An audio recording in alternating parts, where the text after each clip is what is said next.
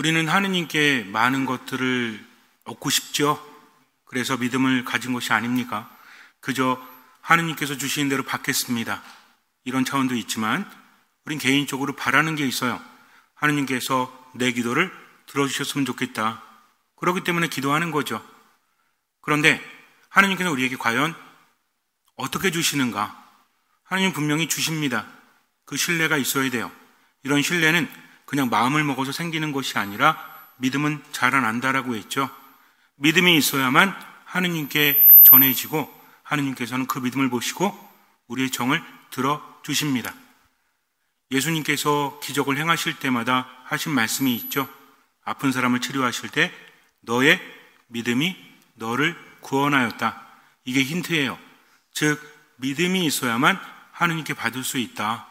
그렇다면 내게 믿음이 있는지 없는지를 분명히 봐야 합니다. 성경적인 지식이 많이 없어도 교리를 잘 몰라도 잘 들으시면 돼요. 그러면서 믿음이 무엇인지를 대략적으로 생각하십시오. 그리고 미사를 통해서 말씀을 통해서 더 많은 것들을 듣고 믿음을 성장시키면 돼요. 근데 믿음이 뭔지조차 알지 못한다면 성당에 왔다 갔다 백날 하더라도 의미가 없습니다. 그러니까 오늘은 피곤하고 졸리시더라도 잘 들으세요. 눈을 어떻게 하고? 크게 뜨고 눈을 크게 뜨셔야 됩니다. 그래야만 우리 머리가 좀 돌아갈 수 있기 때문에 믿음이라는 것은 하느님께서 해 주실 거라는 신뢰를 바탕으로 하죠. 그런데 하느님께서는 나에게 무엇을 주시는가? 이것을 먼저 우리가 묵상을 해야 됩니다. 하느님께서 우리에게 좋은 것을 주신다. 내가 청하는 것보다 더 좋은 것을 주신다. 하느님은 나를 나보다 더 잘 아시고 나를 나보다 더 사랑하시기 때문이다. 제가 보좌신부 시절에 예비자 교리를 하는 어떤 자매님이 계셨는데 아이를 데리고 왔어요. 몇 살인지는 기억이 잘 나지 않지만 근데 이 아이가 사탕을 가지고 있습니다. 2개씩 가지고 있더라고요. 옆에서 제가 다가가서 1개만 줄래? 그랬더니 감추더라고요. 안 주더라고요. 안 줄 줄 알았습니다. 낯선 사람에게 줄 리가 없죠. 1주가 지나고 2주가 지나고 3주가 지나고 사탕 하나만 줄래? 그랬더니 아이는 많이 본 사람이 와서 똑같은 시간에 사탕을 달라고 하니까 괜히 좀 망설이는 것 같더라고요. 처음에는 아주 확실하게 안 준다고 하더니 이젠 좀 고민합니다. 그리고 2주 정도 지났을 때 사탕 하나만 줄래 그랬더니 하나는 빨고 있고 하나는 옆에 들고 있는데 빨고 있던 걸 저한테 주더라고요. 이건 아니지 않니? 라고 말해도 아직은 새 것을 줄 만한 관계가 안 되었다는 거죠. 그리고 몇 주가 흘렀을 때 사탕 하나만 줄래 그랬더니 새 거를 주더라고요. 너무 고맙죠. 그래서 그 다음 주에 제가 가서 5,000원짜리를 줬어요. 얘야 이거 갖고 사과래. 갑자기 왜 사과가 떠올랐지? 얘야 이것을 가지고 사탕을 사 먹으려면 그랬더니 아이가 봤더니 획 집어 던지더라고요. 아니 돈 보기를 돌처럼 여기는 아이인가? 얘는 돈이 필요 없는 아이인가? 근데 엄마가 나왔어요. 엄마에게 물었습니다. 아이에게 사탕 사라고 5,000원을 주었더니 아이가 버렸습니다. 엄마가 하는 말이 얘는 아직 지폐를 몰라요. 동전만 합니다. 그래요? 500원짜리를 줬더니 낼름 받더라고요. 얘에게는 500원짜리가 돈이고 5,000원짜리는 종이 쪽지에 불과하다는 거죠. 하지만 5,000원짜리가 더 대단한 것이 아니겠습니까? 아이는 아이의 마음을 가지고 있는 거죠. 아는 만큼 보이는 겁니다. 마찬가지예요. 나는 500원을 청해도 하느님은 5,000원을 주세요. 아니 더 많이 주십니다. 근데 그 가치를 알지 못하면 그것을 받을 수 없다는 거죠. 나는 뭔가 필요해서 하느님께 청하지만 그것이 내게 주어진다고 할지라도 행복할 수 있다라고 아무도 말할 수 없죠. 인생은 생각대로 진행되지 않습니다. 목표를 가지고 이것이 나에게 주어지면 행복할 수 있을 거야 라고 하지만 절대 그렇지 않죠. 내가 나를 모르기 때문입니다. 세상이라는 것은 어떻게 변할지 알 수 없기 때문이죠. 그러나 하나님은 모든 것을 아십니다. 그렇기 때문에 나에게 더 좋은 것을 주신다. 하나님은 우리에게 좋은 것을 주십니다. 문제는 뭐냐면 그게 좋다는 것을 내가 알지 못하기 때문에 내가 바라는 것만을 하나님께 청하고 주어지지 않을 때는 감사하지 못하는 거죠. 그러나 하느님을 신뢰해야 됩니다. 그분은 나에게 좋은 것을 주신다. 그런데 그냥 주시는 것이 아니라 내가 뭘 가져야만? 믿음을 가져야만 나에게 주신다는 거죠. 우리가 믿음에 대해서 알 수 있는 것은 성경을 통해서죠. 교회 가르침도 성경에 기반을 두고 있습니다. 성경은 두 개가 있죠. 쉽게 설명을 드릴게요. 두 개가 있어. 성경은 뭐하고 뭐가 있어요? 구약과 신약이 있죠. 이 정도는 알아야죠. 그죠? 모세오경이 뭐고 이건 잘 몰라도 돼요. 그래도 기본적으로 구약과 신약은 알아야지. 구약은 뭐예요? 옛날 약. 신약은 새로운 약. 구신은 옛날 거하고 새로운 거죠. 약은 뭡니까? 약속. 약속이라는 겁니다. 이게 나뉘는 거예요. 그런데 구약은 하느님과 이스라엘 백성들의 약속입니다. 신약은 예수님을 믿는 사람들의 약속이라는 거죠. 이스라엘의 개념이 바뀌는 거예요. 처음에는 혈연으로 이루어져 있죠. 12지파. 근데 이제는 예수님과 누가?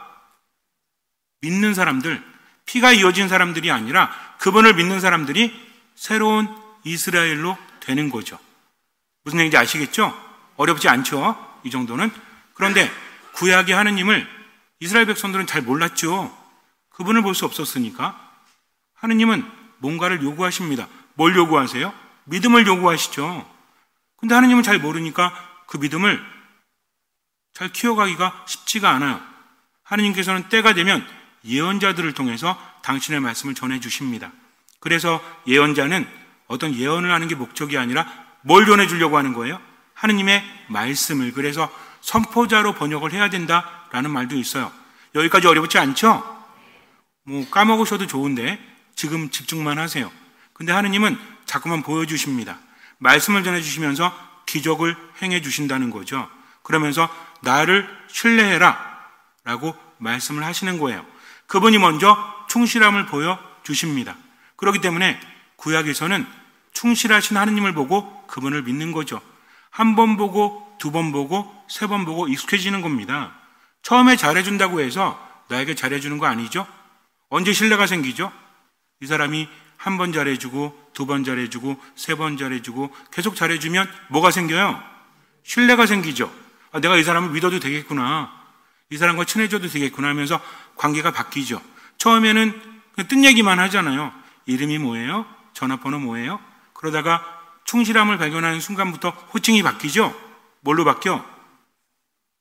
자기야. 그 다음에 완전히 친해지면 뭘로 바뀌어? 여보 당신이 되는 거죠. 늘 이런 얘기하면 표정이 별로 안 좋으셔.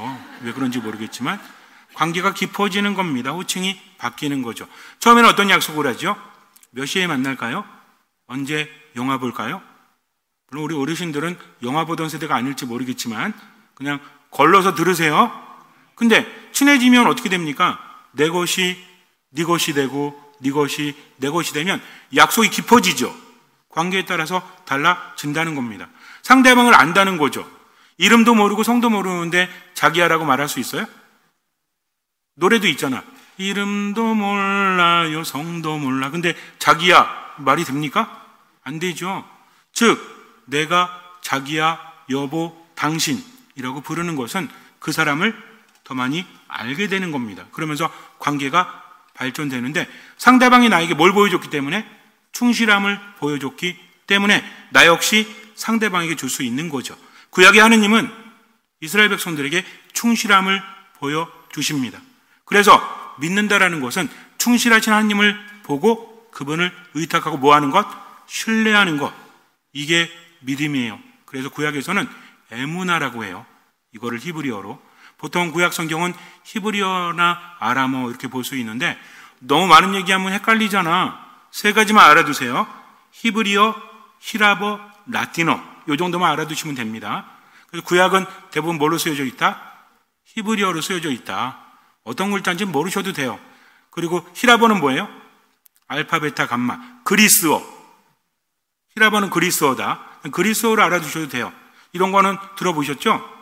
저기 알파, 오메가. 저것도 그리스어입니다. 그 다음에 여기 뭐라고 써있지? 키로마크라고 하죠. 여기 피가 아닙니다. 크리스트 할 때 르 이런 발음이 나는 건데 어쨌든 이것도 히라버예요. 근데 히라버가 중요한 것은 신약 성경이 이것으로 쓰여져 있기 때문입니다. 구약에서는 뭐냐면 하느님이 충실하셨다. 이걸 보여주시는 거죠. 계속. 그러면서 나는 너희를 사랑한다. 난 너희 하느님이다. 그러니 나를 신뢰하라. 이겁니다. 그 사람들은 하느님을 잘 알아요? 몰라요? 잘 모르죠. 잘 모르죠. 근데 그 상태에서 대표적인 인물이 나오죠. 아씨, 아가씨, 아브라함. 아브라함은 어떤 사람이었어요? 나이가 굉장히 많은 사람이었습니다. 근데 아이가 없었죠. 아들이 없었어요. 돈도 되게 많아. 땅도 있어. 근데 아들이 없어요. 아내 사례를 보면서 사례도 사라 이렇게 변하잖아요. 아브라함 변하죠? 나중에 읽어보시고 어쨌든 내용이 많아지면 헷갈리니까 아브라함을 하느님께서 선택을 하십니다. 아브라함도 하느님이 누구신지 몰랐죠? 하느님께서 이런 말씀을 하세요. 천사를 보내셔서 아직까지도 명확하게 나타나지 않으십니다. 하느님이 누구신지 모르는 거예요. 대신 천사가 나타나서 이야기를 합니다. 너 행복하긴 한데 한 가지 부족한 게 있지? 예, 있습니다. 저도 그런데 아내를 볼 때마다 마음이 아픕니다. 근데 이미 늦었죠. 내 나이가 90이니까. 사라는 80이니까. 80, 90. 남편은 90이요. 아내는 80이에요. 근데 애가 없었죠? 이제 낳을 수 있어요? 없어요? 못 낳지. 당연히 못 낳죠. 근데 하늘의 별을 보여주면서 네 자손이 번창할 거다. 믿을 수 있나요? 어떻게 믿어 이걸? 내 나이가 몇인데? 90인데. 우리 어르신들, 형제님들 중에서 90 손 들어보세요. 90. 성당도 못 나와. 그러면은 우리 자매님들, 할머니들 중에서 80. 다 밑이지? 아직 아이 낳을 수 있으니까 걱정하지 마세요. 말이 안 되잖아요. 아브라함이 믿을 수 있나요? 이걸 누가 믿어? 어떻게 믿어? 그래도 뭐 천사가 한 말이니까 예, 알겠습니다 했죠. 아이가 태어납니까? 1년이 지나고 2년이 지나고 3년이 지나도 안 태어나. 10년 지나가지고 이삭이 태어납니다. 물론 그 전에 이스마엘도 있지만 사라에게서 태어난 아이는 10년이 지나서죠. 100살에, 사라는 몇 살에? 90살에. 근데 그때 아이가 태어났을 때 어떤 생각이 들어요? 그래, 하느님은 대단하시구나 하면서 그분에 대한 믿음을 갖게 되죠. 그분이 충실함을 보여주셨기 때문입니다. 인간은 나약하기 때문에 시간이 중요하지만 하느님께는 시간도 의미가 없는 거예요. 나이가 많아도 아이를 낳을 수 있습니다. 그분이 원하신다면. 그래서 믿음을 갖게 됐죠. 근데 하느님 뭐라고 하십니까? 떠나라. 네가 정든 이곳을 버리고 떠나라. 네 땅을 다 버리고 떠나라 하면서 새로운 곳으로 가라고 합니다. 나이가 들면 정착해야 되죠. 이리저리 떠도는 역막살도 젊을 땐 가능하지. 나이가 들면 어때요? 옛날에는 여행할 때 어땠어요? 돈 좀 아끼고 여기저기 돌아다니는 게 중요했죠? 나이 들면 어때? 잠자리가 편해야 돼. 먹는 게 좋아야 돼. 뭐가 좀 들어도? 돈이 좀 들어도. 그쵸? 이게 더 낫잖아요. 나이가 들면 그럴 수밖에 없다는 겁니다. 근데 하느님은 뭐라고 하세요? 떠나라고 하십니다. 요구라는 거죠. 내가 너에게 충실함을 보여줬으니 너에게 아이를 주었으니 너도 나를 믿고 떠나라. 거기에 어떻게 해야 돼요? 예, 그렇게 하겠습니다라고 해야 되는데 하느님은 여기서 멈추지 않으십니다. 아들 이삭을 제물로 바치래요. 어떤 제물로? 번제물로. 번제물이 뭔지 아세요? 배를 갈라서 내장을 더 꺼내고 불로 태우는 겁니다. 아버지한테 이걸 요구하시죠? 아브라함이 놀란 이유는 뭐냐면 이게 농담이 아니거든. 왜냐하면 당시에 다른 신을 섬기는 사람들이 이런 인신공양을 했다는 겁니다. 그러니까 하느님도 그런 걸 요구하시나? 신이기 때문에 이게 당혹스러운 거죠. 그렇다고 안 할 수는 없잖아. 왜? 어차피 아이를 못 낳는데 그분이 주셨으니까. 그래서 그렇게 하겠다고 합니다. 그리고 제물로 바칠 곳에 가는데 이삭이 묻죠. 아빠, 장작도 있고 다 있는데 제물은 어디 있어요? 아버지의 마음이 찢어지듯 아프죠. 왜? 제물은 얘잖아요. 얘가 묻잖아. 뭐라고 합니까? 하느님께서 준비하신다. 이게 야훼 이레예요. 그리고 산에 올라가서 칼로 아이를 찌르려고 하는데 하느님께서 털끝 하나 건드리지 마라 하셨죠? 믿음을 시험하신 겁니다. 근데 이것은 아브라함이 알았기 때문에 순종한 게 아니라 눈앞이 캄캄하죠. 절망입니다. 어떻게 그럴 수 있지? 이해할 수 없어요. 그럼에도 불구하고 이미 그분을 알기 때문에 따를 수밖에 없는 겁니다. 힘들어요. 괴로워요. 그러나 따르는 거죠. 하지만 여기서 중요한 것은 아들을 주신 분은 누구죠? 하느님이시잖아요. 누구를? 예수 그리스도를. 이제 신약이 됩니다. 하느님께서는 그동안 필요할 때만 가끔씩 또는 자주 그랬겠지만 어쨌든 직접 나타나지 않고 당신의 말씀을 전해주셨죠? 마치 편지를 쓰면서 서로 오고 간 거죠? 우리도 역사도 그렇잖아요. 인간의 역사도. 처음에는 편지 주고받았죠? 그래가지고 편지에 대한 노래도 있잖아. 어떤 노래? 편지란 노래 있지 않나? 말없이 써내려간 전 잘 몰라요. 어쨌든 소녀에게 쓰는 편지 이런 거. 그럼 편지 쓰면 계속 기다려야 되잖아. 편지 쓸 때 얼마나 힘들어요. 그러니까 썼다 지었다가 전화할 것만 전화해야 되니까. 그 다음에 뭐가 나왔어요? 전화가 나왔죠. 더 친숙합니까? 친숙하지 않습니까? 더 친숙하지. 이제는 더 많은 말을 할 수 있잖아. 그러다가 이제는 뭐까지 나와? 이제 화면 보면서 서로 얘기하잖아요. 외국에 있어도 관계가 바뀌죠. 구약은 하느님과의 인간의 관계가 좀 멀었어. 어쩔 수 없어요. 인간의 문화가 그만큼 성장하기 때문에 이거를 우리가 탓할 수 없습니다. 어느 때가 더 좋다라고 말할 수도 없어요. 근데 신약엔 누가 등장하죠? 예수님께서 오십니다. 제일 중요한 게 뭐죠? 하느님께서 우리와 함께 계시다. 4글자로 임마누엘, 하느님이라는 거죠. 예수님이 사람들에게 하느님의 말씀을 직접 전하십니다. 그러면서 내가 하느님이다라는 것을 기적으로 보여주시죠. 그러면서 어때요? 이제는 확고함을 보여주십니다. 옛날에는 하느님의 충실함을 그냥 간접적으로 또는 어쨌든 멀게 느꼈다면 이제는 하느님을 마주보는 거죠. 그분의 말씀을 듣고 그분의 기적을 체험합니다. 그러니까 신약의 사람들은 구약의 사람들보다 어때요? 더 확고해지는 거죠. 그분을 직접 보기 때문에. 그렇지 않아요? 제가 여러분들한테 코끼리가 어떻게 생겼는지를 막 설명을 한다고 쳐요. 아무리 설명을 해도 코끼리 한 번도 못 보신 분 손 들어보세요. 코끼리 직접 보셨어요? 화면으로 말고. 그럼 코끼리를 못 본 사람이 있고 화면으로만 본 사람이 있죠. 설명을 하면 잘 알아요? 직접 보면 어떨 것 같아요? 확실히 알죠.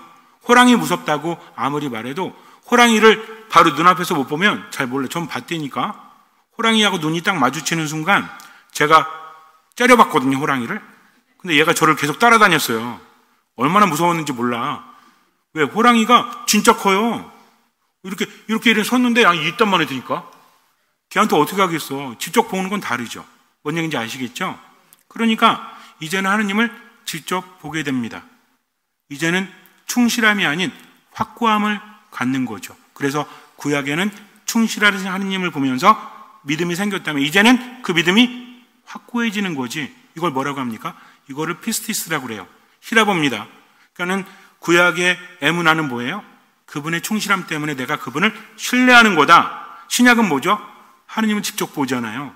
그분의 기적을 직접 체험하잖아요. 그러면서 확고함 안에서 그분을 신뢰하는 거다. 신뢰는 똑같아. 근데 처음에는 충실함, 그 다음 뭐예요?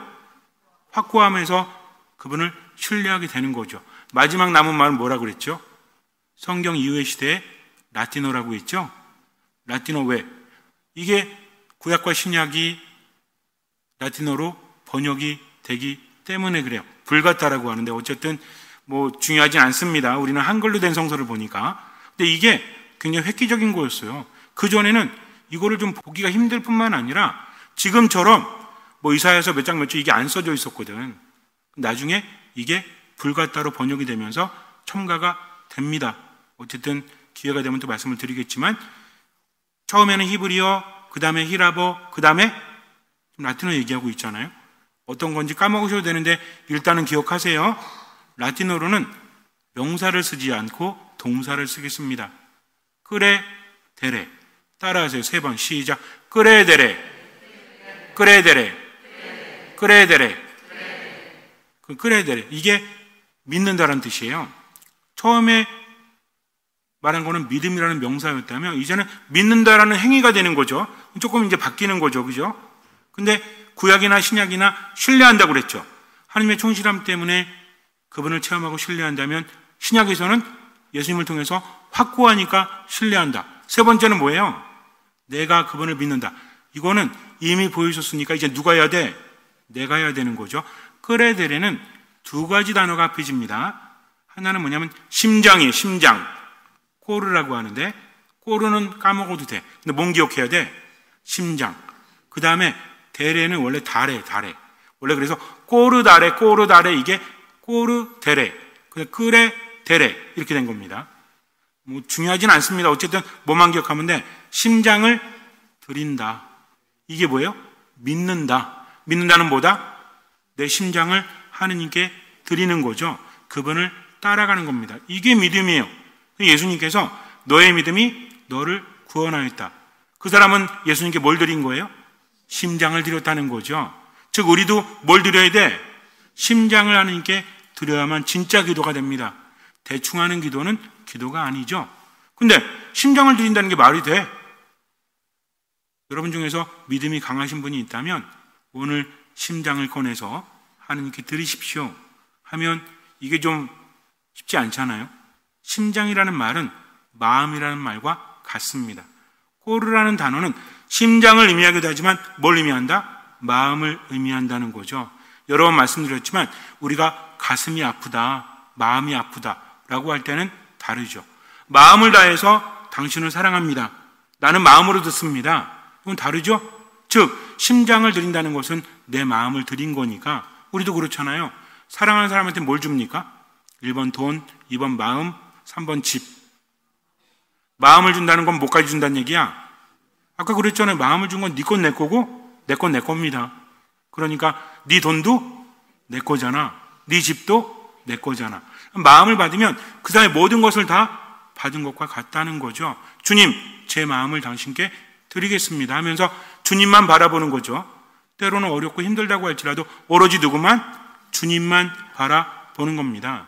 비록 내 삶이 우울하고 내 삶이 힘들다고 할지라도 당신의 말씀만 따르겠습니다 하면서 누굴 바라보는 거예요? 예수 그리스도를 바라보는 겁니다. 근데 이건요 정말 쉽지가 않아. 왜? 내가 그동안 살아왔던 모든 것을 내려놔야만 그분을 바라볼 수 있기 때문에 그래요. 믿음이라는 말은 하기가 쉬워요. 근데 예수님 뭐라고 하십니까? 자기 자신까지 버리지 않으면 나를 따를 수 없다. 네 심장을, 네 마음을 나에게 준다고 하는 것은 네 기분대로 사는 게 아니라 네 생각대로 사는 게 아니라 내 말을 듣고 그것을 실천해야 되는 거다라고 하십니다. 그러니까 우리는 어떻게 해야 돼요? 그분의 말씀을 듣고 실천을 해야지. 성경을 보면 그런 사람들이 있죠. 소경이 있습니다. 이 사람은 어떻게 합니까? 앞이 보이질 않아. 태생소경은 아닌 것 같아요. 왜? 다시 보게 해달라고 주님께 청하니까. 성경을 보면 태생소경이 있고 그냥 소경이 있어. 여러분들은 그냥 생각하기 쉽게 애초에 태어날 때 소경이었던 사람과 두 번째는 갑자기 시력을 잃은 사람 이렇게 생각을 하면 되겠죠. 근데 그가 예수님의 얘기를 듣게 됩니다. 눈이 안 보이니까 어디가 발달해요? 귀가 발달했죠. 당시에 눈이 보이지 않는 소경은 어떤 사람이었을까요? 육체에만 문제가 있는 게 아니라 하느님께 벌을 받은 사람. 이스라엘 사람들은요, 돈이 많은 사람은 하느님께 복을 받은 사람이에요. 건강한 사람도 하느님께 복을 받은 사람이에요. 반대로 돈이 없거나 아픈 사람은 하느님께 벌을 받은 사람이다. 그러니 몸도 무너지고 마음도 무너지겠죠. 더군다나 지금처럼 장애인 복지 이게 잘 돼 있는 게 아닙니다. 우리도 옛날에는 비하하는 말 많이 했죠. 먼 쟁이 뭐 이런 것도 있었고 그 다음에 이런 거 있었잖아요. 앞이 안 보이는 사람을 뭐라고 막 비하해서 하는 말, 그 다음에 뭐 말 못하는 사람을 어떻게 말 이런 거 있었잖아요. 옛날에는 그런 게 있었습니다. 이 사람은 어때요? 늘 자존감이 높기보다는 도움이 없으면 살아갈 수 없는 사람. 지금도 힘들지만 뭐가 없어? 희망이 없죠. 그러다가 예수님의 이야기를 듣게 됩니다. 처음에는 그래, 그분이 치료할 수 있다니까 한번 관심을 가져봐야지 하고 들었겠죠? 듣다 보니 어때? 그분의 말씀은 살아있고 힘이 있어요. 처음에는 내가 바라는 대로 들으려고 했지만 말씀을 들으면서 뭔가 내 안에서 움직입니다. 그래, 그분만 바라보자. 그렇다면 어떻게 내 믿음을 보일 수 있지? 이 사람은 할 수 있는 게 아무것도 없습니다. 들으면서 뭐 해야 돼요? 구걸하는 거죠. 구걸하려면 어떻게 해야 돼? 한 푼 줍시오. 저를 좀 가엾이 여겨주십시오. 라고 말해야 되죠. 이게 먹고 사는 거라니까. 근데 그러다가 예수님의 이야기를 듣게 됩니다. 나자렛 사람 예수님이 저희 가신다. 듣는 순간 어때요? 한 푼 줍소 필요 없어요. 이 기회를 놓치면 안 됩니다. 저분은 뭘 보십니까? 믿음을 보시니까. 뭐라고 합니까? 다윗의 자손이시여 저에게 자비를 베풀어 주십시오. 다윗의 자손 예수님 저에게 자비를 베풀어 주십시오. 이 사람 뭘 멈춘 거죠? 구걸하는 것을 멈춘 겁니다. 그거 필요 없어요. 지금 모든 것을 건 거죠. 사람들이 뭐라고 합니까? 조용히 하라고 합니다. 그럼에도 불구하고 다윗의 자손 예수님 자비를 베풀어 주십시오. 더 크게 외치죠. 신앙은 이런 겁니다. 누구만 바라보는 거예요? 예수님만 바라보는 거죠. 야, 네 나이가 몇인데 네가 뭐 한다고 바뀔 수 있겠어? 어차피 인생은 끝났어 하면서 우울함 속에서 살아가는데 하느님 뭐라고 하십니까? 아니야, 오늘만 살아. 그럼 어떻게 하면 돼요? 오늘만 살면 돼요. 이게 신앙입니다. 주님, 저 우울하고 화가 많고 절망이 많지만 그래도 당신 보면서 지금 어떻게 살게요? 감사하며 살게요. 지금 기도하며 살게요. 기뻐하며 살게요 하면서 얼마만큼 할 수 있는 만큼, 얼마만큼 보이는 만큼 살아가는 거죠. 불안합니다. 두렵습니다. 그러나 하느님 바라보면서 살아가는 거죠. 하느님 만나는 순간에 그분만 보는 거야. 주변 사람들이 뭐라고 해도 상관없어. 난 이 기회를 놓치면 안 돼요. 하면서 더 크게 외치죠. 그랬더니 예수님 뭐라고 하십니까? 그를 불러오너라. 예수님께 갑니다. 예수님 뭐라고 하시죠? 내가 너에게 무엇을 해주기를 바라느냐? 두 번의 외침이 그분께 닿은 겁니다. 우리도 마찬가지예요. 기도할 때 목숨을 다해야 됩니다. 내 무엇을? 심장을, 내 무엇을? 마음을 그분께 드려야만 진짜 기도가 된다는 거죠. 주님의 말씀을 듣고 좋은 말씀이다 이게 아니라 주님 그 말씀 따르겠습니다. 마음을 다한다는 것은 실천이죠. 주님께서 그렇게 살라고 하니까 그렇게 살겠습니다 하면서 살아가는 겁니다. 일방적인 요구가 아니라 그분의 말씀을 듣고 그분의 말씀대로 살아가는 게 뭐다? 이게 믿음이에요. 그래서 세 번째는 내가 당신을 믿습니다. 충실하신 하느님, 확고하신 하느님을 내가 따르겠습니다. 뭘 다해서? 내 마음을 다해서 나의 심장을 당신께 드립니다. 우린 두 가지 생각하라고 그랬죠? 마음 내 생각과 내 기분까지도 당신께 드리겠습니다 하면서 우울할 때, 화가 날 때, 질투심이 일어날 때, 어쨌든 부정적인 느낌이 있을 때, 또 절망적인 생각이 들 때 일단 멈추고 성호를 긋고 주님께 봉헌하고 듣는 마음을 청하고 얼마만큼? 할 수 있는 만큼, 보이는 만큼 하는 거죠. 나머지는 맡기는 겁니다.